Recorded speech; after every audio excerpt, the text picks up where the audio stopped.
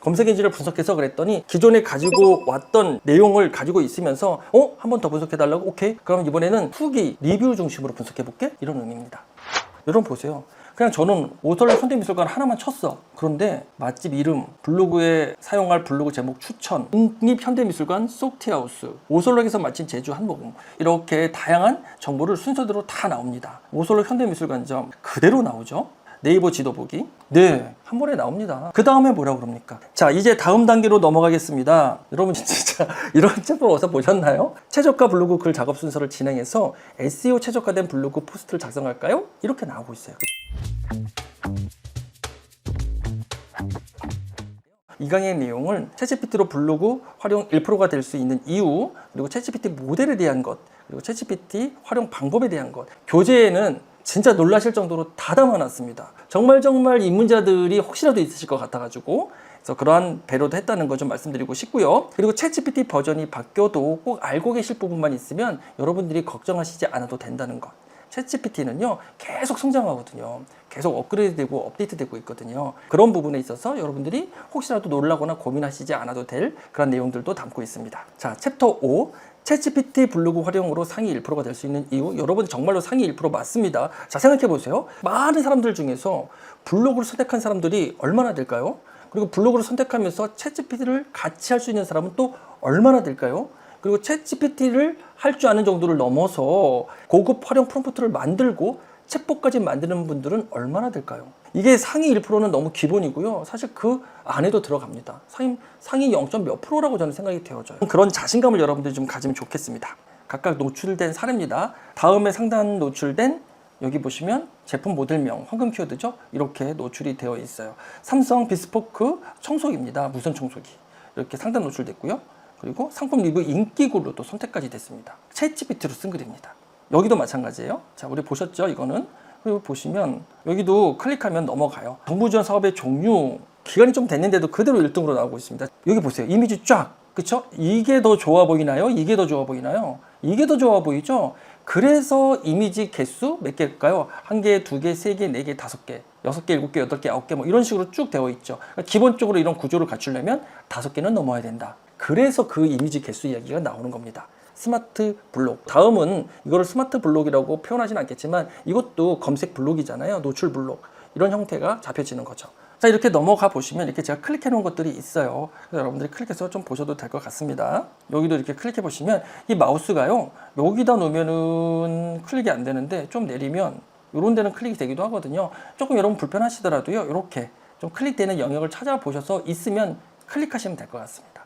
이렇게 보면 이것도 모델명이잖아요. 명이고 아쉽게도 이거는 이것도 있네요. 여기 조금 밀렸지만 그래도 여기 있네요. 그렇죠? 뭐 5위 안에 들어 있습니다. 이런 식으로 보시면 될 것 같아요. 자, 이런 식으로 체크하라고 말씀드리는 겁니다. 그래서 이걸 우리가 굳이 다 볼 이유는 없잖아요. 시간이 아깝죠. 여러분들은 틈틈이 그냥 보세요. 자, 이렇게 한번 보시고, 자, 보시면 지금 이것도 티스토리 블로그가 딱 1등으로 나와 있죠. 그리고 제 블로그 또 여기 인기글에 또 있습니다. 그만큼 노출이 잘 되고 있습니다. 아직도. 자, 이렇게 넘어갈게요. 이 부분은 여러분들이 다시 한번 체크해 보시면 됩니다. 여러분들이 클릭해서 보시라고 1강에 있었던 내용이에요. 근데 이렇게 링크만 제가 하나하나 일일이 다 달아드린 겁니다. 달아드린 게 저한테는 유익하지 않을 수 있어요. 왜? 어떤 거는 순위에서 사라진 것도 있을 수 있거든요. 그럼에도 불구하고 여러분들도 우리가 다 같이 경험하는 거잖아요. 어떻게 좋은 것만 다 보여드릴 수 있어요? 그럼 거짓말이지. 아무리 블로그 전문가도 강사도 누락되고 노출 제한되고 이런 경우가 많습니다. 유명 강사님들 저를 포함해서 저품질된 블로그들도 또 다 있어요. 그래서 이렇게 다 공개해서 보여드리는 거예요. 수익 그래프도 여러분들 보시라고 넣어드렸고요. 자, 그러면 우리가 실제로 챗GPT가 써준 글 한번 볼까요, 여러분? 우리가 챗GPT를 기초 공부하기 전에 한 번 더 좀 자세히 보고 우리가 좀 감을 잡는 것도 좋을 것 같아요. 그래서 이렇게 제가 좀 준비를 해놨습니다. 여러분들이 한번 이렇게 읽어보셔도 됩니다. 귀찮으시면 읽어보시고 챗GPT가 이렇게 써주는구나. 기대되네. 나 빨리 쓰고 싶어. 이러면서 좀 기대하시면서 기초 과정을 보시면 됩니다. 성격이 급해가지고 바로 막 나 빨리 글 쓸래라고 막 4강, 5강 막 이렇게 넘어가시지 마세요. 아까 봤던 거 다시 한번 보는 겁니다. 이렇게 이 챗봇 여러분들에게 제공을 해드릴 겁니다.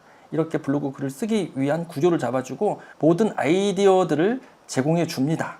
자, 여러분 보시면 이렇게 여러분들이 만약에 카페, 다이닝 카페, 뭐 맛집, 뭐 이런 블로그 글을 쓰기 위해서 정보를 좀 필요로 할 수도 있잖아요. 이거는 일단 정보도 제공해주고 그 정보를 바탕으로 블로그 글도 써줍니다. 제가 지금 챗GPT 기초 과정을 하기 전에 이런 것들을 보여드리는 이유는요. 이게 되게 중요하더라고요. 먼저 이렇게 경험들을 먼저 해보시면서 챗GPT 기초 과정을 공부할 때 짧은 시간에 더 효과가 많이 나는 것 같더라고요. 그래서 이렇게 좀 이야기를 드리는 거예요. 자, 그럼 보시면 이거를 눌러볼게요. 첫 번째, 이거 나중에 다 설명드릴 겁니다.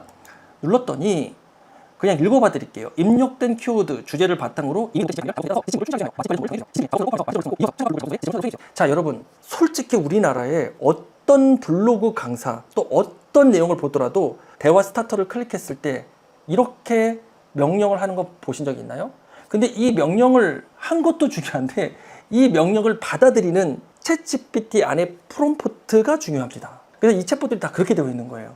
그래서 여러분들이 진짜 제가 정말 국내 유례 탑티어라고 제가 저를 자랑하는 이유는 정말 이런 데에 있습니다. 어디 가도 보실 수가 없어요. 여러분 정말 잘 선택하셨어요. 자, 볼게요. 자, 이 내용 어떤 내용인지 우리 배울 겁니다. 자, 보면 맛집 이름 또는 키워드라고 그랬죠. 저는 우리 그때 샘플로 뭐를 했었죠? 우리가 오설록 현대 미술관점 했던 것 같아요. 그렇죠? 현대 미술관점 이렇게 해볼게요. 이렇게만 쳐볼게요. 그랬더니 뭔가 어디에 접속을 하고 싶대요. 근데 이거는 꼭 필요한 과정입니다. 그래서 저는 허용하기를 누를게요. 근데 여러분 간혹 가다가 이게 대화 완료가 되지 않고 오류가 날 때도 있어요. 이건 저의 챗봇이나 저의 어떤 강의에 관련된 게 문제된 게 아니라 챗GPT 서버단의 문제라든지 챗GPT가 과부가 됐다든지 챗GPT 사용량이 많다든지 그리고 우리나라와 또 유럽, 미국, 미주 이런 경우에는 사용하는 시간대가 달라요. 그러니까 우리나라 뭐 예를 들면 저녁 때 막 갑자기 안 돼. 그럼 그쪽에서 좀 업무 시간이라서 뭔가 많이 바쁠 때 이럴 수도 있습니다. 여러분 보세요. 그냥 저는 오설록 현대미술관 하나만 쳤어. 그런데 맛집 이름, 블로그에 사용할 블로그 제목 추천, 국립현대미술관 소티하우스, 오설록에서 마친 제주 한복음 이렇게 다양한 정보를 순서대로 다 나옵니다. 오설록 현대미술관점 했더니 오설록 현대미술관점 그대로 나오죠. 네이버 지도 보기. 네. 한 번에 나옵니다. 뭐 그냥 이거 글 하나로 그냥 다 끝났다고 보면 돼요. 그 다음에 뭐라고 그럽니까? 자, 이제 다음 단계로 넘어가겠습니다. 여러분 진짜 이런 챗봇 어디서 보셨나요? 다음 단계로 넘어가겠습니다. 최저가 블로그 글 작업 순서를 진행해서 SEO 최적화된 블로그 포스트를 작성할까요? 이렇게 나오고 있어요. 그렇죠? 근데 우리는 블로그 포스트도 작성할 거잖아요. 네, 블로그 글을 작성해 주세요라고 써볼게요. 이렇게 쓰세요. 그리고 우리는 HTML 코드 블록은 나중에 할게요. 우리는 그냥 일반 텍스트, 우리 블로그 글 쓸 때 이렇게 일반 텍스트로 쓰잖아요. 일반 텍스트로 해볼게요. 목차 작성 원하잖아요. 자, 목차 작성 이렇게 명령을 해볼게요. 왜냐하면 이렇게 물어봤잖아요. 그러니까 우리도 3개 답변해줘야죠. 좋습니다 라고 해서 쭉 목차 작성해 줍니다. 아주 잘 작성해 주고 있습니다. 운영정보 팁, 특히 실제 방문 후기 같은 부분은 실제로 분석을 해서 글을 써주거든요. 이게 더 궁금하신 분들은 이거에 대해서 자세히 물어볼 수 있어요. 이렇게 블로그 글을 써주고 있죠. 구조화된 블로그 글로 써주고 있습니다. 이걸 만약에 말로 쓰고 싶으면요, 이 구조화된 블로그 글을 좀 더 자연스럽고 재미있는 어조의 말로 써줘 라고 하면 그렇게 써주기 시작합니다. 어차피 우리 많이 해볼 거니까 이건 이렇게 느낌만 볼게요. 이런 식으로 완성이 됐어요. 이렇게 끝나는 게 아니라 여러분들은 좀 더 내용을 구체적으로 쓰고 싶다 그러면 실제 방문 후기에 대해서 자세한 사례를 알려줘 이렇게 할 수 있습니다. 4번 실제 방문 후기에 대해서 자세한 사례라고 해볼게요. 사례를 작성해 줘요. 이렇게 검색 엔진을 분석해서 또는 블로그를 분석해서 이렇게 해볼게요. 자, 한 번 더 가죠? 왜? 제가 분석해서 검색 엔진을 분석해서 그랬더니 기존에 가지고 왔던 내용을 가지고 있으면서 한 번 더 분석해 달라고? 오케이. 그럼 이번에는 후기, 리뷰 중심으로 분석해 볼게? 이런 의미입니다. 좀 시간이 걸리죠? 그럴 수밖에 없죠. 시간이 안 걸리면 더 이상한 겁니다. 왜? 걸려야지 계속 많은 양의 데이터를 지금 확보하고 있는 거거든요. 그래서 이게 되게 중요해요. 완료됐습니다. 자, 나왔죠? 자, 실제 방문 후기 자세한 사례 중심. 이거 내용들 다 있는 거예요. 직원 응대가 매우 친절해요. 디저트와 음료, 그린티 롤케이크, 녹차 어프레도. 이건 저도 먹어봤기 때문에 알거든요. 와, 그러니까 이게 얼마나 방문한 사람들에게 도움이 되는 글이에요. 이게 블로그 글이죠. 챗GPT로 막 이상한 글만 쓰면 안 되잖아요. 이런 식으로 써야 된다는 이야기입니다. 잘 보셨죠? 제가 왜 먼저 보여드리는지 이해되셨죠? 자, 그러면 또 볼게요. 자, 이렇게 글 쓴 걸 제가 여러분들 보여드렸고요. 자, 여기 이제 중요한 내용이 나옵니다. 우리가 이제 챗GPT를 공부하기 전에 챗GPT에 대한 오해가 있습니다. 이미 그런 오해를 지금도 하고 계신 분들도 있어요. 아마 지금쯤이면 그 오해는 다 사라지셨을 겁니다. 근데 이게 무슨 오해냐면요. AI로 쓴 글은 대부분 다 비슷한 글 아닐까? 패턴, 구조, 톤, 스타일 비슷하니까 알고리즘들이 AI로 쓴 글이라고 해서 필터링하고 그리고 노출도 안 되고 뭐 이렇게 쓰는 거 아닐까? 야, AI로 쓴 글은 싫어. AI는 뭐 사람이 쓴 게 아니잖아. 이러면서 그냥 특별한 이유 없이 AI로 쓴 글 자체를 싫어하시는 분들도 있어요. 기존 블로거들 중에. 근데 자세히 보면요. 그들은 AI로 챗GPT로 이제 바뀐 세상에 좀 더 구체화되고 독창적이고 차별화되고 퀄리티 높은 글을 쓰는 거에 대한 의욕이 많이 부족하실 수도 있어요. 그러다 보니까 나는 못해. 나는 안 해. 근데 남들은 되게 잘해 보여. 그러니까 이게 사실 제가 나쁘다는 게 아니라 그 마음 이해합니다. 그래서 저는 그건 정말 이해가 돼요. 그런데 거기서 그러지 마시고 공부를 하시면 됩니다. AI로 쓴 글이라고 해서 다 문제가 되는 게 아니에요. AI로 글을 잘못 쓰거나 잘못된 방법대로 잘못된 배움대로 쓰면 문제가 된다는 거죠. 다시 한번 이거 말씀을 드릴게요. 창의성이 떨어지지 않나요? 창의성 안 떨어지는 거 보셨고요. 얼마든지 창의적으로 차별화되게 쓸 수 있습니다. 몇 가지 사례 본 것만으로도 그걸 확인했어요. 중복 콘텐츠 문제가 되나요? 자, 티스토리 블로그 글 쓴 거 네이버 블로그로 썼을 때 다상단 노출되는 거 다 보셨죠?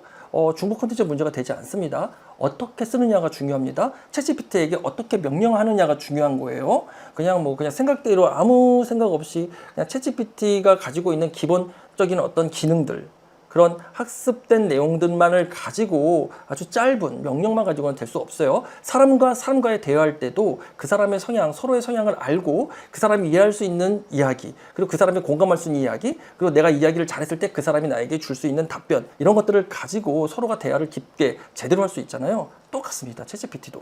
챗GPT를 사용하면 사람마다 비슷한 결과물을 가질 수 있습니다. 왜? 똑같은 이야기를 할 때.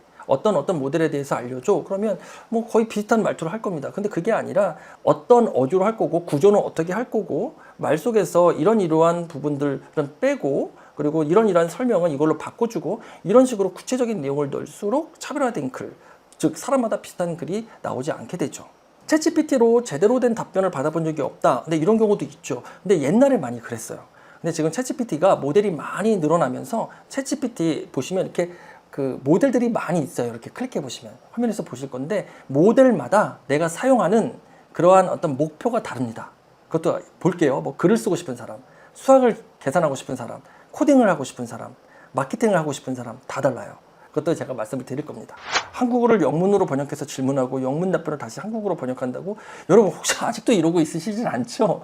이거 2023년도에 챗GPT의 외국어 번역 이해 능력이 상당히 좋지 않았을 때 영어를 가장 잘 이해했기 때문에 이렇게 했던 거거든요. 여러분 그렇지 않습니다. 이제는 한국어로 잘 질문을 하고 아주 자연스러운 한국어로 부탁을 하면 정말로 그렇게 자연스러운 한국어로 글을 써줍니다. 이런 이상한 행동, 비효율적인 행동 하지 마세요. 자, 중요한 거는요, 챗GPT는요, 제대로 된 질문을 해야 된다는 겁니다. 그 이유는 계속 볼 겁니다. 나만의 맞춤형 프롬프트를 만들어야 된다는 거예요. 그거를 프롬프트 엔지니어링이라고 합니다. 즉, 대화 방법의 개선, 이게 엔지니어링이라는 거예요.